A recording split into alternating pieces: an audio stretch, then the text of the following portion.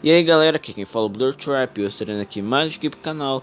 E hoje aqui estou trazendo um vídeo contando a história da fangame Dormitabs. Mais uma fangame que vocês sugeriram lá na aba comunidade. Essa fangame foi sugerida por 2 inscritos, o Coelho e o Necogos. Sim, agora eu estou mostrando o comentário de quem sugeriu essa fangame. E bem, essa fangame ela é uma fangame lançada em 2018. Ou seja, após a Ultimate Custom Night e o Pizzeria Simulator. Mas bem, mesmo essa game tendo sido lançada em 2018, ela só considera os eventos dos 4 primeiros jogos, no caso Final Fantasy 1, 2, 3 e 4. E pois essa fangame foi planejada antes mesmo do lançamento das novels, ou seja, antes do nome do Purple Guy ser revelado e tal. Ou seja, Sister Location pra frente não é canon no universo dessa fangame. Essa fangame só considera como canônicos os 4 primeiros jogos mesmo. Ou seja, tudo que nós vemos nos 4 primeiros jogos são canônicos para essa fangame. De resto, já não é mais canon. Então, deixado isso claro, vamos começar aqui com a história dessa fangame. Bem, a história começa em 1982, onde um restaurante chamado Cake Bear, sim, o mês do minigame da morte da Charlotte de FNAF 2, é fundado por um homem chamado Alex Warrett. O lugar tinha 2 animatrônicos como atrações, o Cake Bear, que é um animatrônico Spring Lock, e o Puppet. Bem, o Alex tinha 3 irmãos, John Warrett, Garver Warrett, que é a versão do William desse universo, e Peter Warrett, a versão do Phone Guy desse universo. Bom, o lugar começou a fazer um baita de um sucesso, ficando extremamente popular e lucrando bastante. Mas as coisas começaram a mudar em 1993, onde o Garver, que tinha problemas bipolares, acaba ficando obcecado em experimentação humana, o que faz que ele começasse a matar pessoas e gravar fitas dele falando como que ele as mata, matando uma criança que estava do lado de fora da Cake Bear, chamado Jamie, que é aí a versão da alma do Puppet desse universo, e colocando seu cadáver dentro de uma lixeira, fazendo assim que rolasse investigações policiais no lugar, e o cadáver de Jamie fosse encontrado e o lugar fosse fechado e vendido pelo Alex para o CEO da Fazbear Entertainment, e fazendo assim que o lugar fosse novamente reaberto ainda no mesmo ano. Só que isso foi uma péssima ideia, pois ainda no mesmo ano o Garver comete outro assassinato, onde ele estrupa uma garota de 15 anos chamada Maria e coloca seu cadáver dentro de um traje de Chica, fazendo assim que rolasse mais investigações policiais no lugar e o lugar fosse novamente fechado e vendido para que nunca mais fosse aberto.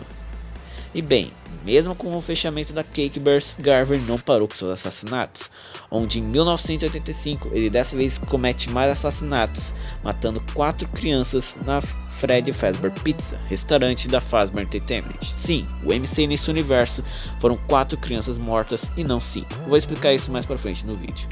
Ele coloca o cadáver dessas crianças nos animatronics e o lugar acabou sendo fechado por conta de muco e sangue saindo dos animatronics e porque os robôs estavam com odor. E bem, anos depois a Fazbear acaba abrindo um novo restaurante, sendo a nova melhorada Freddy Fazbear Pizza em 1987, onde lá o lugar não durou muito tempo, ele só durou algumas semanas. Pois, primeiramente, o Garver matou 5 crianças, o que rolou investigações policiais no lugar, o que fez que o lugar iria ser fechado. Aí depois rolou a mordida de 87, onde uma criança, sim, nesse universo não foi o Jeremy que recebeu a mordida de 87, e sim uma criança aleatória, acabou recebendo a mordida de 17 de um dos animatronics.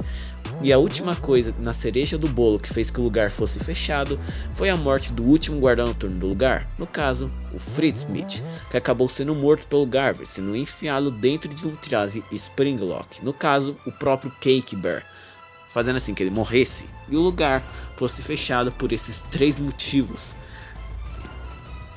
Mas bem, as coisas começaram a mudar em 1992, onde o Garver virou um suspeito pelos assassinatos.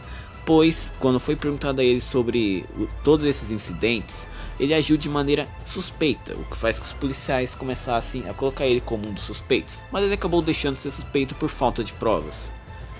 Em 1993, depois aí da abertura do novo restaurante da Fazbear Entertainment, que seria o restaurante de FNAF 1, o Peter Warrett vai trabalhar lá como guarda noturno. Ele grava fitas para o próximo guarda noturno que iria substituí-lo, no caso o Mike Schmidt. Mas ele acabou sendo morto pelo Golden Fred enquanto ele gravava a sua última fita. E o Garver voltou a ser um dos suspeitos por conta do desaparecimento do Peter. o que faz que ele decidisse, ainda no mesmo ano, destruir os animatronics para se livrar das provas que poderiam o prendê-lo. Mas ele no processo libertou as almas de suas vítimas, o que fez que elas voltassem para o assombrá-lo. Ele se escondiam atrás do Springlock para tentar se safar, mas acabou morrendo no traje, fazendo assim que ele morresse. Mas claro que isso não foi eternamente, pois anos depois, em 2017, sim, o cara que criou essa fangame não colocou FNAF 3 como 2023, talvez porque ele nem sabia que FNAF 3 se passava 30 anos depois do 1, ou sei lá, mas enfim, o corpo de Garver acabasse sendo usado como atração, ele agora sendo Springtrap na atração de horror chamada Fazbear Fright, que é uma atração baseada nos boatos antigos que a Freddy Fazbear era um lugar assustador. E bem, o John decide trabalhar lá como guarda noturno, e nas suas noites de trabalho ele acaba se encontrando com seu irmão, o Garver, o que faz que depois das suas noites de trabalho ele colocasse fogo no lugar, o que fez que os dois acabassem morrendo. E bem, acontece que com a morte dos dois, eles acabam indo para o purgatório. E o que é o purgatório? Bem, o purgatório é meio que o lugar onde as almas vão passar um sofrimento até poderem descansar. E bem, acontece que lá o John ele é obrigado a passar noites sobrevivendo ao ataque das almas de todas as pessoas mortas nos restaurantes da Freddy Fazbear e na Cake Bears, pois eles queriam o plasma dele. O que é o plasma? Bem, o plasma ele é meio que o que serve para as almas poderem possuir algo, tanto que era isso que o Puppet usava aí para as crianças poderem possuir os animatronics, e eles estavam atrás de mais, então eles iriam pegar o plasma do John. E bem, o Joe sendo orientado pelo Peter, no caso o Funny Guy, vai passando pelas noites, até mesmo sendo atacado pelas almas, até mesmo sendo atacado pelo próprio Peter, cujo de acordo com ele também passou por esse purgatório.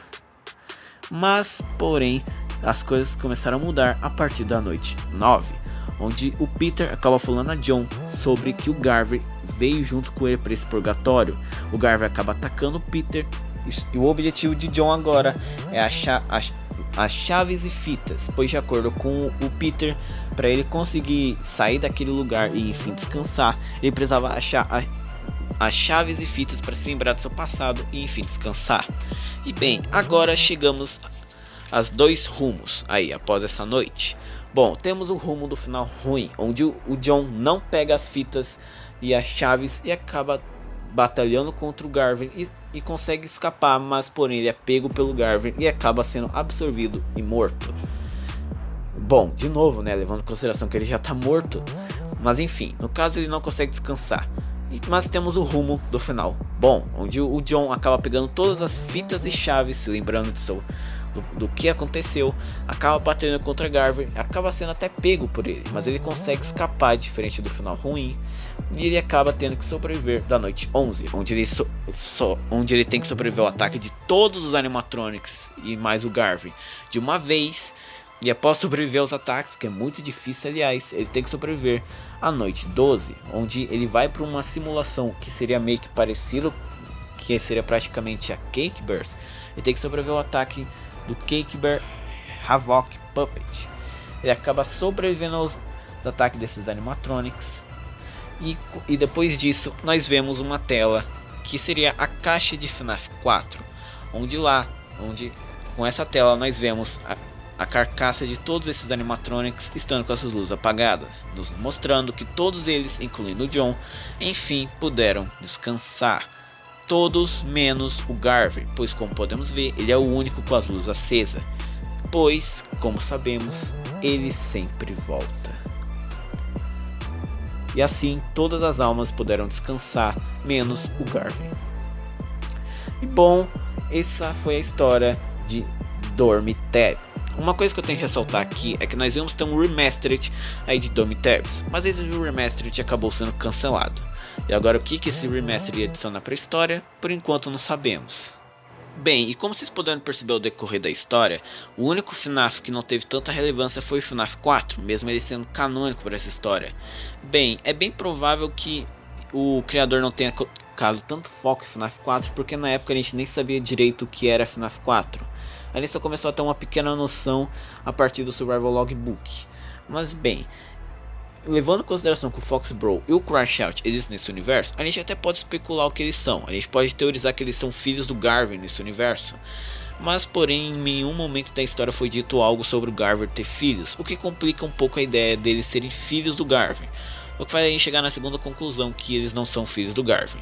E bem, o Crash Out obviamente é a alma do Golden Freddy nesse universo, pois já que essa foi feita na época de FNAF 4, onde Golden Vict era uma das possibilidades, levando em consideração que o Crash Out tinha várias ligações com o Golden Freddy na época, o Crash Out seria a alma do Golden Freddy desse universo, o que explicaria por que o MCI nesse universo só foram 4 crianças mortas, pois a Cassidy nesse universo não existe, ou ela não foi morta pelo Garvin, fazendo assim que o Crash Out fosse a alma do Golden Freddy, e única. E bem, e o Fox Brawl? Ele seria o Mike Schmidt, já que como visível pela chamada do Funny Guy durante a gameplay de FNAF 4, desde FNAF 4, o Fox Brawl era planejado para ser o Mike Schmidt. Portanto, o Mike Schmidt nesse universo é um nome real. E no caso, o Fox Brawl aqui não seria Michael Afton, seria Mike Schmidt. Ou seja, o Michael ele existe nesse universo, mas enfim, mas não é o Michael Afton. Enfim, e o FNAF 4 nesse universo obviamente serão os pesadelos do Mike Schmidt causados pelo Golden Freddy. Agora, o que aconteceu com o Mike Schmidt após o FNAF 1? Ah, sei lá, foi viver a vida dele, se casou, sei lá, a gente imagina, né? Enfim, esse foi o vídeo, espero que vocês tenham gostado e sim, eu vou trazer a história das outras fangames que vocês sugeriram. Parem de insistir nos comentários, eu vou trazer história, ok? E bom, obrigado por terem assistido, valeus e fui.